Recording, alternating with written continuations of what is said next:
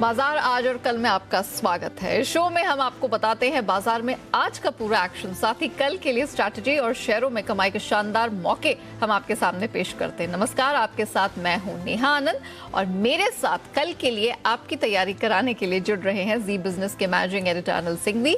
इसके अलावा मेरे साथ एक और बहुत ही खास मेहमान प्रॉफिट मार्ट सिक्योरिटीज के अविनाश गोरक्षकर जी भी जुड़ रहे हैं। बाजार का हाल बताएंगे मेरे सहयोगी वरुण दुबे। श्रीराम सिटी यूनियन और श्रीराम ट्रांसपोर्ट फाइनेंस के मर्जर की पूरी डिटेल्स देवांशी अशर से जानेंगे। टेक्सटाइल कंपनियां क्यों एक्शन में हैं ये बताएंगे मेरी सहयोगी मानसी दवे। और इस महीने और कौन कौन से आईपीओज आएंगे जानेंगे हम आशीष से। लेकिन सबसे पहले देख लेते कि आज बाजार में किस प्रकार का कारोबार देखने को मिला। तो दमदार देसी के साथ बाजार खुला जरूर, लेकिन फिर दोपहर बाद हमने देखा कि ये मुनाफा वसूली का शिकार हो गया। ऊपरी स्तरों से बाजार बुरी तरह फिसले, गिरावट लेकर लाल निशान में बंद हुए। निफ्टी की अगर बात की जाए तो यहाँ पर 150 अंकों की कमजोरी देखने को मिली। 17,400 के नीचे हमने इसे बंद होते हुए देखा। सेंसेक्स में 500 अंकों से ज्यादा की गिरावट दिखी। वहीं निफ्टी बैंक की बात करें तो ये 180 अंक नीचे 37,000 के नीचे आज बंद हुआ है। 36,925 के पास हमने इसमें क्लोजिंग देखी है। आज एक आईटी को छोड़ दिया जाए तो सभी सेक्टोरल इंडाइसेस गिरावट लेकर ही बंद हुए हैं। चलिए आगे बढ़ने से पहले देख लेते क्या संस्थागत निवेशकों ने कितनी खरीदारी या फिर बिकवाली की है। पहले बात करते हैं एफआईआईज की, यानी कि विदेशी संस्थागत निवेशक। इन्होंने कैश मार्केट में 2,743 करोड़ रुपए की बिकवाली की है। वहीं अगर डीआईआईज की बात करें यानी घरेलू संस्थागत निवेशक, तो इन्होंने 1,351 करोड़ रुपए की खरीदारी की है।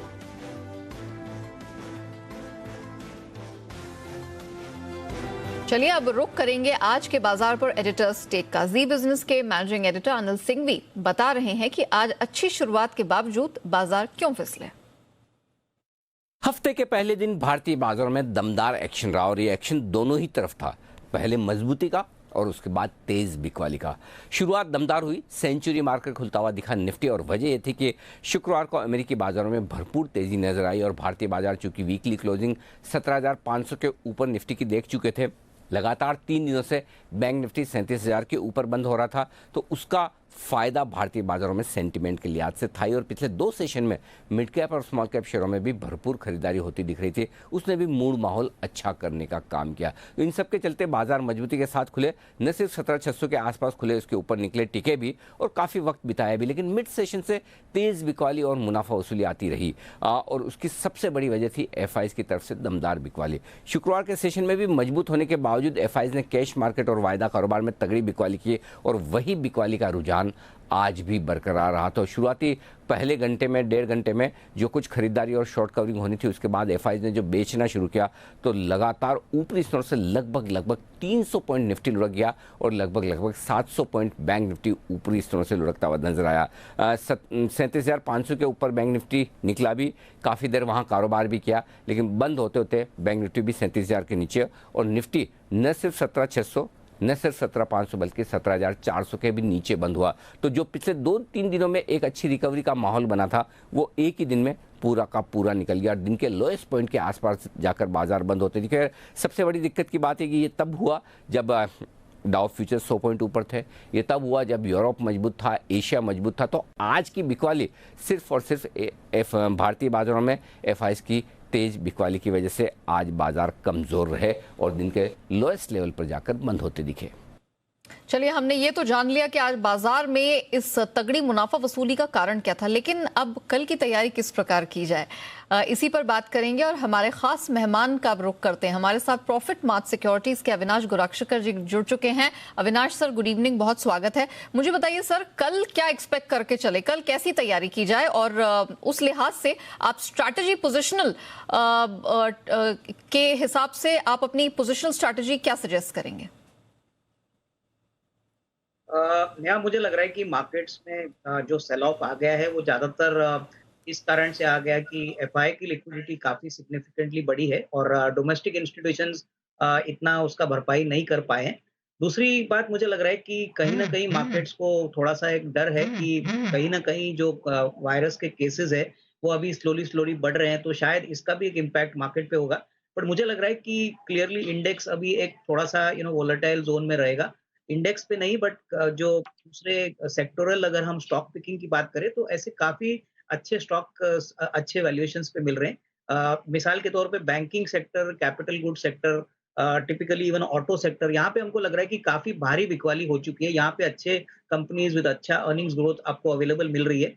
तो निवेशकों को ऐसा जो भी अप्रोच है वो स्टॉक स्पेसिफिक ज्यादा अप्रोच करना चाहिए और जो अपसाइड का पोटेंशियल है वो रीजनेबल रखे, क्योंकि हमको लग रहा है कि दिसंबर के बाद मार्केट्स बजट के का भी एक्सपेक्टेशन रखेगा। तो जनवरी में हो सकता है कि आपको थोड़ी सी तेजी देखने को मिले और होपफुली कोविड का ये वायरेंट बढ़ता नहीं है तो मार्केट्स में थोड़ी सी कॉन्फिडेंस आएगी। ऊपरी लेवल्स पे मुझे लग रहा है कि कहीं ना कहीं एफआई की बिकवाली is the main reason, but मैं अभी भी कहूंगा कि स्टॉक स्पेसिफिक अप्रोच लेंगे तो मेरे ख्याल से अच्छा पोर्टफोलियो का समय है। अर्निंग्स ग्रोथ तीसरी तिमाही के लिए काफी अच्छी आएगी। इनफैक्ट आज जो एडवांस टैक्स के नंबर भी जो आए हैं वो काफी तगड़े हैं। तो ये देखने के बाद ऐसा लग रहा है कि Q3 के नंबर्स तो डेफिनेटली अच्छे आने की उम्मीद रहेगी। तो मेरे ख्याल से स्टॉक स्पेसिफिक एक्टिविटी अप्रोच करें, यही सही रहेगा। ओके, तो अविनाश सर, आपकी पोजिशनल ट्रेड कहां पर होगी कल?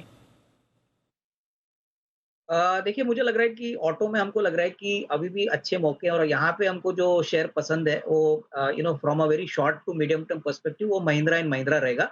ऊपरी लेवल पे ये स्टॉक 863 पे जाने के बाद आज वापस ये स्टॉक गिरा है।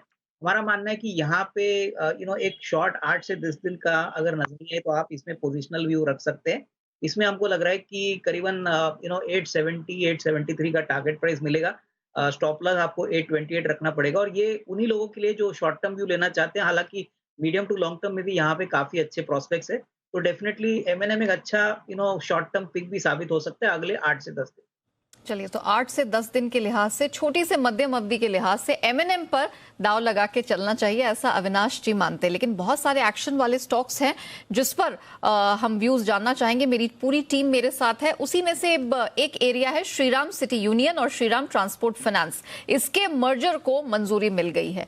क्या होगा स्वैप रेशियो, किस प्रकार की होगी डील, पूरी डिटेल लेकर मेरी सहयोगी देवांशी जुड़ चुके हैं। देवांशी, आज की बड़ी खबरों में से एक ये डील रही है जहां पर बोर्ड ने रिस्ट्रक्चरिंग को मंजूरी दी है। मुझे पूरी डील बताइए, क्या डिटेल्स हैं आपके पास?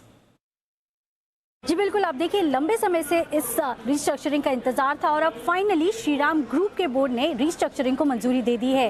पूरा जो कॉम्प्लेक्स स्ट्रक्चर था उसको सिंप्लीफाई करने के लिए और साथ ही जो बिजनेसेस हैं उनको अलग अलग उस पर फोकस करने के लिए इस रिस्ट्रक्चरिंग को मंजूरी दी गई है। इस रिस्ट्रक्चरिंग के तहत सबसे पहले जो Shrilekha business consultancy private limited है उसके कारोबार को श्रीराम कैपिटल लिमिटेड में, जो कि कंपनी की होल्डिंग कंपनी है, उसमें उसका विलय किया जाएगा।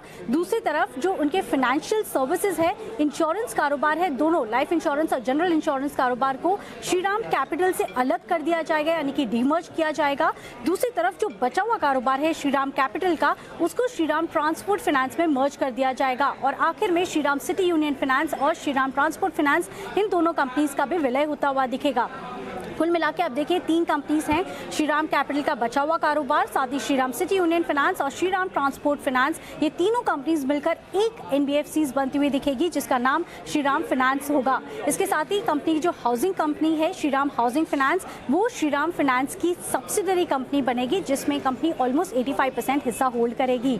आप देखिए, एक तो जो ओवरऑल स्ट्रक्चर है वो सिंप्लीफाई होता हुआ दिखा है और आने वाले समय में जो इंश्योरेंस कारोबार है उसको अब अलग से होल्ड किया जाएगा। निवेश के लिए भी काफी आसानी होती हुई दिखेगी, ये मैनेजमेंट का कहना है। अब इसके साथ ही जो रेशियो है, स्वैप रेशियो, उस पर नजर करें। श्रीराम ट्रांसपोर्ट फाइनेंस और श्रीराम कैपिटल लिमिटेड, इन दोनों में ऑलमोस्ट 1:1 के मर्जर को मंजूरी मिली है। लेकिन दूसरी तरफ श्रीराम सिटी यूनियन फाइनेंस के जितने भी शेयरधारक हैं, हर 100 शेयर्स होल्ड करने पर श्रीराम ट्रांसपोर्ट फाइनेंस में 155 शेयर्स अलॉट किए जाएंगे। अब आप देखिए, जितने भी एनालिस्ट हैं उनका यही कहना है कि ये जो ओवरऑल मर्जर है या जो स्वैप रेशियो आता हुआ दिखा है, श्रीराम सिटी यूनियन के लिए काफी पॉजिटिव है। श्रीराम ट्रांसपोर्ट के लिए बहुत ज्यादा पॉजिटिव नहीं है जिस तरह से स्वैप रेशियो आता हुआ दिखा, और इसी के चलते आज श्रीराम सिटी यूनियन में आपको एक बड़ा सा जंप देखने मिला था। यही नहीं, एक और कंपनी है जिसको आने वाले समय में फायदा मिलता हुआ दिखेगा, वो है पिरामल एंटरप्राइज, क्योंकि यहाँ पे कंपनी ऑलमोस्ट 20% हिस्सा जो है श्रीराम कैपिटल में होल्ड करती है। माना जा रहा है कि आने वाले समय में ब्लॉक डील के जरिए वो भी अपना हिस्सा बेच सकती है, तो ये पॉजिटिव होगा पिरामल एंटरप्राइज के लिए भी। लेकिन इन ऑल आज श्रीराम ग्रुप कंपनीज जो हैं वो फोकस में आती हुई दिखी। बिल्कुल देवांशी, बहुत शुक्रिया आपका हमारे साथ जुड़ने के लिए और आज जो उठापटक दिखी उससे जुड़ी खबर की डिटेल्स दर्शकों के सामने रखने के लिए।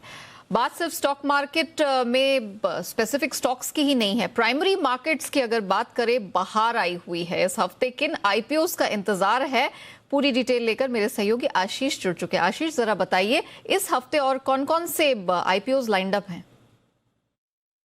देखिए, इस हफ्ते प्राइमरी मार्केट्स में भरपूर एक्शन देखने को मिलेगा। 4 कंपनियां जो है अपने इशू के साथ शुरुआत करने वाली है। सबसे पहला नाम आता है मेडप्लस हेल्थ का। इसका इशू ऑलरेडी शुरू हो गया है, 13 दिसंबर से लेकर 15 दिसंबर तक खुला रहेगा। कंपनी जो है फार्मेसी में काम करती है, रिटेल सेगमेंट में, और करीब 2300 से ज़्यादा स्टोर्स हैं इनके पास। दूसरा नाम है डेटा पैटर्न्स का। नीश कारोबार है, एरोस्पेस और डिफेंस के लिए ये जो है इसरो और डीआरडीओ के साथ काम करते हैं, रिडार बनाते हैं। इसके यहाँ पर भी आपको नज़र रखनी चाहिए। इसके अलावा अगर आप देखें तो एचपी एडेसिव्स, यहाँ पर कंपनी एडेसिव्स है, पीवीसी पाइप्स हैं, इनके साथ का कारोबार है। और फिलहाल इसका जो स्ट्रक्चर है वहाँ पर अगर आप देखें तो इसकी जो इशू साइज़ होगी बहुत छोटी होगी, करीब 126 करोड़ का इशू होगा। और अंत में आता है सुप्रिया लाइफ साइंसेज। यहाँ पर देखिए इशू की शुरुआत जो है 16 दिसंबर से लेकर 20 दिसंबर के बीच में होगी। और कंपनी जो है एपीआई बनाती है, करीब 38 एपीआई की अप्रूवल इनके पास ऑलरेडी है। तो सेकेंडरी मार्केट्स में तो एक्शन भरपूर है, प्राइमरी मार्केट्स पर भी आपको नजर रखनी चाहिए। शुक्रिया आशीष हमारे साथ जुड़ने के लिए और आने वाले जो आईपीओस हैं उनकी डिटेल दर्शकों के सामने रखने के लिए। रुक करेंगे आज के बाजार पर एडिटर्स टेक का। जी बिजनेस के मैनेजिंग एडिटर अनिल सिंह भी बता रहे हैं कि आज की मुनाफा वसूली के बाद कल के लिए आपको क्या रणनीति अपनानी चाहिए। जहां तक कल के बाजारों का सवाल है, वैसे तो डाउ फ्यूचर्स 100 पॉइंट ऊपर थे देखते हैं, लेकिन 2-3 दिनों से अच्छा प्रदर्शन कर रहे हैं। अमेरिकी बाजारों में तेजी रहती है, मुनाफा वसूली आती है और उसके दम पर कल हम खुलने की कोशिश करेंगे, संकेत वहां से लेंगे। ट्रेडिंग रेंज के निचले स्तरों के आसपास बाजार बंद हुए, 17,375 के आसपास। अगर यहाँ से ग्लोबल सपोर्ट नहीं मिलता है तो फिर बाजार थोड़ा नीचे जाने की कोशिश कर सकते हैं और उसकी बड़ी वजह एफआईज की बिकवाली के आंकड़े बन सकते हैं। तो आज एफआईज ने कितनी बिकवाली की ये देखना भी इंटरेस्टिंग होगा।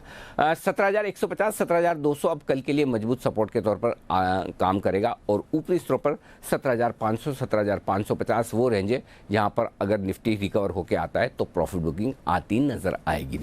जहां तक बैंक निफ्टी का सवाल है, 36,500, 36,700 की रेंज सपोर्ट का काम करेगी आपके लिए कल बैंक निफ्टी पर। और ऊपरी स्तरों पर 37,400, 37,500 वो रेंज है जहां पर आपको बिकवाली और प्रॉफिट बुकिंग दोनों आती दिखेगी। तो आज के सेशन ने फिर से ये बता दिया कि इस हफ्ते भी बाजार में कोई एक तरफा ट्रेड बनने वाला नहीं है। रेंज में ही सही लेकिन तेज उतार चढ़ाव देखने को मिलेगा और ऐसे में जो कुछ भी एक्शन पिछले 2 दिनों में कैश मार्केट के स्टॉक्स में दिखा है वही आगे भी रहने की उम्मीद है, बशर्ते कि इंडेक्स ज़्यादा न गिरे। अगर इंडेक्स इन्हीं लेवल के आसपास मेंटेन रह गए तो आपका फोकस कैश मार्केट के स्टॉक में होना चाहिए, लेकिन अगर इंडेक्स गिरकर नीचे चले जाए तो फिर मिड कैप स्मॉल कैप शेयरों के लिए भी थोड़ा मुश्किल भरा वक्त हो सकता है। तो इस तेज उतार चढ़ाव में थोड़ी पोजीशन ट्रेडिंग की हल्की रखने की कोशिश करनी चाहिए और अगर आप इन्वेस्टर हैं तो अच्छी क्वालिटी के शेयरों में बने रहें, डटे रहें। चलिए अब वक्त है वायदा बाजार में ऑप्शन की किस रणनीति से कल आपको कमाई के मौके मिलेंगे ये बताने का।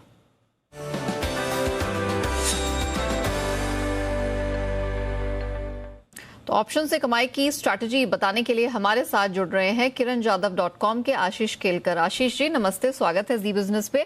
बताइए कल ऑप्शंस के जरिए कहां कमाई होती दिख रही है? Very good evening Neha ji. देखिए जिस तरह से बाजार पॉइज हुआ है आज के क्लोजिंग पे, तो मैं थोड़ा कॉशियस व्यू रख के एक बाय साइड और एक सेल साइड का स्टॉक ढूंढा है। पहले मैं लॉन्ग साइड का कॉल बताता हूँ। UBL, United breweries limited, UBL का 1620 का कॉल ऑप्शन खरीदारी करके चलना चाहिए। 40 के आसपास अगर कल मिलता है तो बेहतरीन रहेगा। इसका स्टॉप लॉस हम लगाएंगे 32 का और मेरा पहला लक्ष्य और आखिरी यानी एक ही लक्ष्य रहेगा 55 रुपए का। दूसरा जो ऑप्शन मैंने चुना है वो शॉर्ट साइड का है, यानी पुट में खरीदारी करने की मेरी सलाह होगी और स्टॉक है हीरो मोटो। हीरो मोटो का 2500 का पुट ऑप्शन खरीदारी करने की सलाह होगी। स्टॉप लॉस लगाएंगे 39 का और लक्ष्य रहेगा 75 का।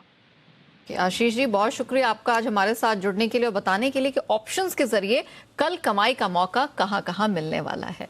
चलिए हमारे साथ अविनाश गोरक्षकर जी बने हुए हैं। अविनाश सर, आपने पोजिशनल स्ट्रैटेजी तो बता दी, अब जरा बताइए कि लंबी अवधि के लिहाज से आपका भरोसा किस स्टॉक में है? नया मुझे लग रहा है कि देखिए जो अच्छा बैंकिंग काउंटर अभी अच्छे रीजनेबल वैल्यूएशंस पे मिल रहा है वो frontline PSU bank, state bank of India है।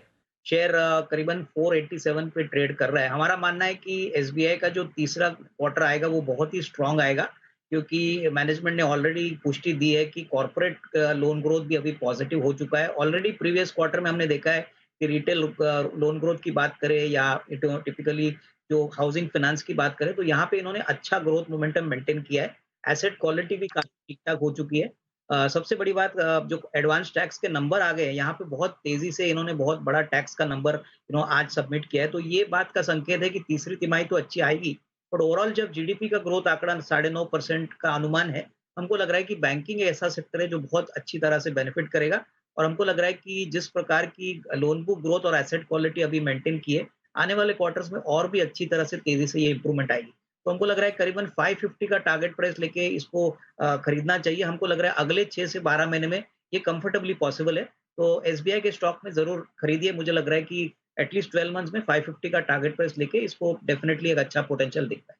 अविनाश जी, बहुत शुक्रिया आपका हमारे साथ जुड़ने के लिए, कल के बाजार की तैयारी करवाने के लिए, पोजिशनल और लॉन्ग टर्म स्ट्रैटेजीज भी हमारे दर्शकों के साथ आज शेयर करने के लिए। चलिए, इसी के साथ बाजार आज और कल में इतना ही। कल आपसे फिर मुलाकात होगी कमाई के ढेरों मौकों के साथ। तब तक आप बने रहिए, देखते रहिए जी बिजनेस। नमस्कार।